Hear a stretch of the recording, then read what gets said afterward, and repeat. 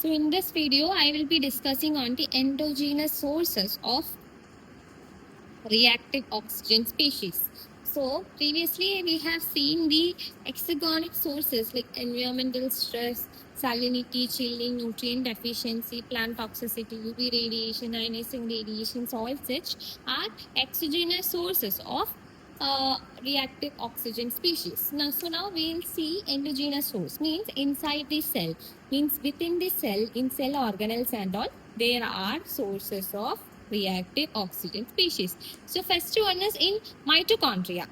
So you know mitochondria converts the energy for cell to usable form for ATP, right? ATP production, it is the process which occurring in mitochondria under oxidative phosphorylation. You know that, and this oxidative phosphorylation is definitely involved in transport of protons across the inner mitochondrial membrane by means of electron transport chain. We have seen this electron transport chain, mitochondrial electron transport chains and all in different videos, right? So in this electron transport chain, you know that electrons are passed through oxidation, passed through say from proteins in a series of proteins through oxidation, reduction and all.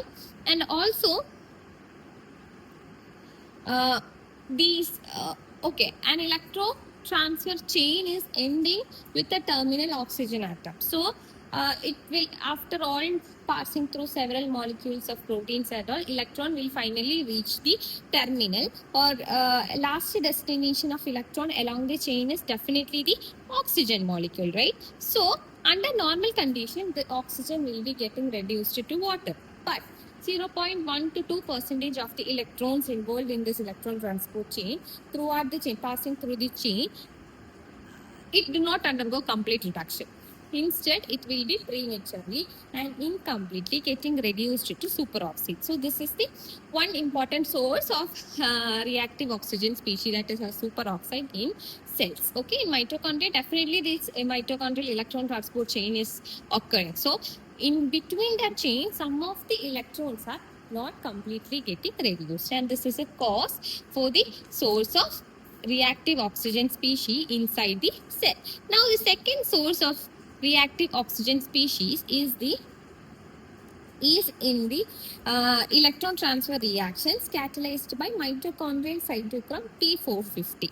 Okay, T450, this mitochondrial cytochrome T450 is present at the steroidogenic tissue, that is testicles and ovaries. Okay, so what happens is, you know, this P40 system. Okay, P40 system depends on the transfer of electron from this NADPH to P40. That is our that is mainly this P40. P40 mainly depend on the electrons during the transfer of electrons from NADPH to P40. So during this reaction, during this transfer also, there is an electron leak.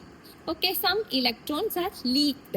Okay, so these leaked electrons will react with oxygen, producing superoxide. So this is the second major source of endogenous source of reactive oxygen species. Also, so if this particular okay, this is due to the electron leak, right? So if this the natural source of reactive oxygen species, actually if this is become higher, or for this, like for controlling this particular natural situation, natural source of reactive oxygen species in these ovaries and testicles, we have antioxidant like vitamin C. Also antioxidant enzymes are present to cope up with this. If this is beyond that limit, beyond the which we can control with these antioxidant, if the reduction is beyond that, then what happens, the cell will be getting damaged. Okay, so this is the second source of reactive oxygen species, endogenous source. Now coming to the last source that we will be discussing is the in immune system. Okay, this reactive oxygen species are also produced in the immune system. In immune cell signaling, that is phagocytes also produce this reactive oxidant species when they are stimulated. Phagocytes means Yes, our eosinophils and all. These immune cells will also produce this when it is stimulated. So here it is, we have 5-lipoxygenase, okay? 5-lipoxygenase transforms essential fatty acid substrate into eucotrins as well as wide range of other biologically active products.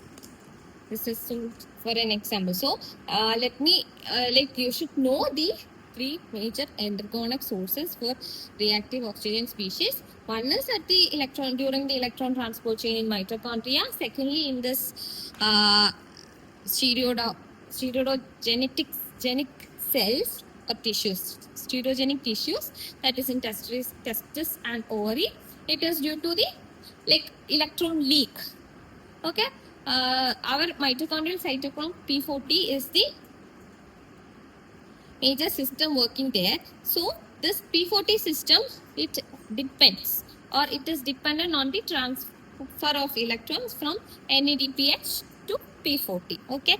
And during this process, electrons get leaks and this will react with oxygen to get superoxide.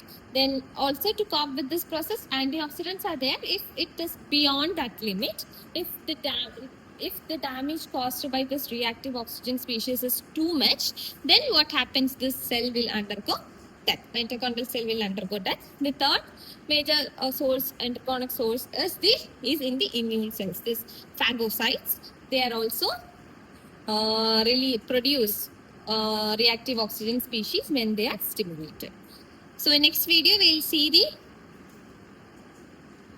various reactive oxygen species in detail.